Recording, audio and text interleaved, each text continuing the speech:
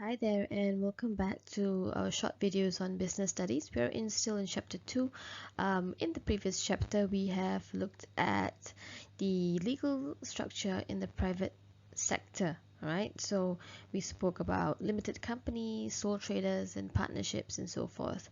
Today, we are going to go a little bit more in depth on limited companies. Specifically, we're going to talk about private and public sector companies.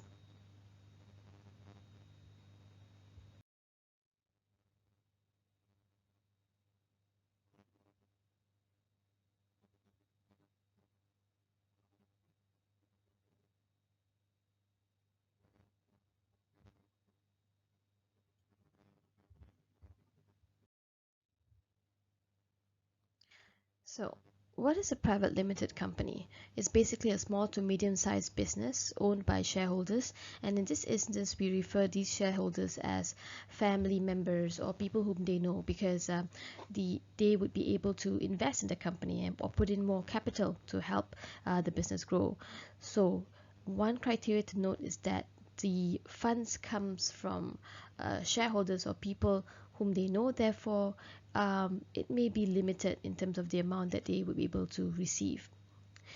A private limited company is also a feature or part of a limited company, which means they would enjoy these three distinctive features of a limited company, which is separate legal personality, continuity, and limited liability, which we spoke of in the previous chapter.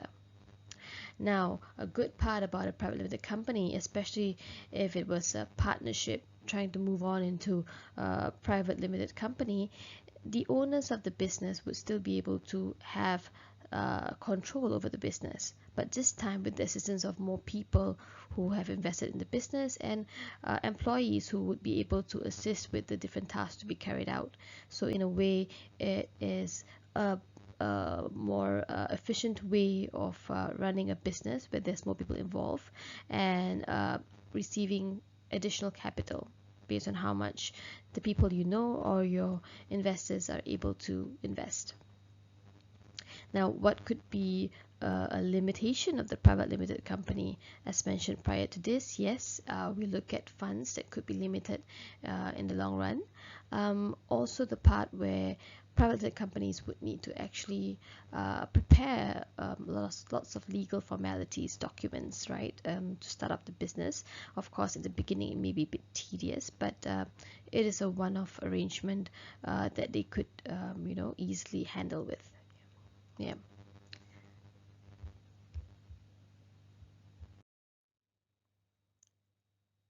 Now, to overcome the problems in the private limited company, businesses or business owners may choose to form a public limited company instead, right? So, a private limited company that's looking to expand, hire, or receive more funds, to expand their business, provided they have been doing well, they may consider converting their business into a public limited company. So, you will be able to receive more funds because this time a public limited company will be able to sell their shares to the general public, right? This means that funds comes in higher amounts, and a public limited company will be able to use it to expand as much as they can, or to do any product innovations, or look into research and technology for that matter. The funds are available for them. It is important to note that the private and public limited companies vary in terms of ownership and control. What does this basically mean? If you look at what we spoke of in the previous slide about private limited company, where the owner would be able to still control the business because it depends on how many shareholders they have and how much money they put in. So the owner will still have a say depending on how much stake he has in the business. As for a public limited company, because of the involvement of the general public in terms of the shares that they buy, the ownership and the control varies in the sense that a board of directors, right, basically directors that are put in place to manage different parts of the business, is there to oversee the interests of the business and the public. right? This is to ensure that there will not be any conflicts, where if the owner were to control everything, it is likely that the interest of the business may be skewed towards more of the owner's interest or the business interest as opposed to its shareholders. Therefore, a board of directors membership is set up. All right, the business is controlled and managed by them. All right, although the owners still have a say, depending on how much the stake the owner has put into the business, but generally the control is managed by a set of people who helps to ensure that the business is run smoothly, taking into account the growth of the business and the needs of the people or its shareholders. In terms of paperwork and formalities, limited companies would go through even more tedious task of documentations, because it involves public shares, right? And that would take up time.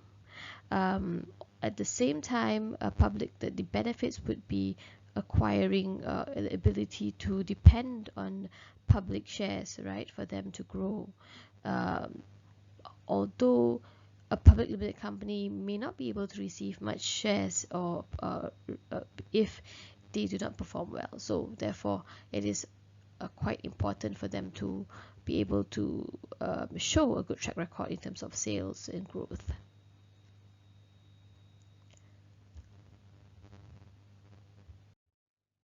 So what are the important terms that we have covered today? A recap of what private limited means versus public limited, and one of the criteria that differentiate both of these businesses are the divorce between ownership and control, who owns and who controls the business. Also, a feature of limited companies is applicable to both public and private limited companies, which is legal personality, continuity, and limited liability. There are 3 more terms that I've added here in green, which basically means that you will need to read them on your own to understand the other different structures in the private sector, which are franchise, joint venture, and cooperatives. I hope you were able to follow today's class, and if you need to read, you may visit my website for more information. And till I see you again in the next class, have a great day.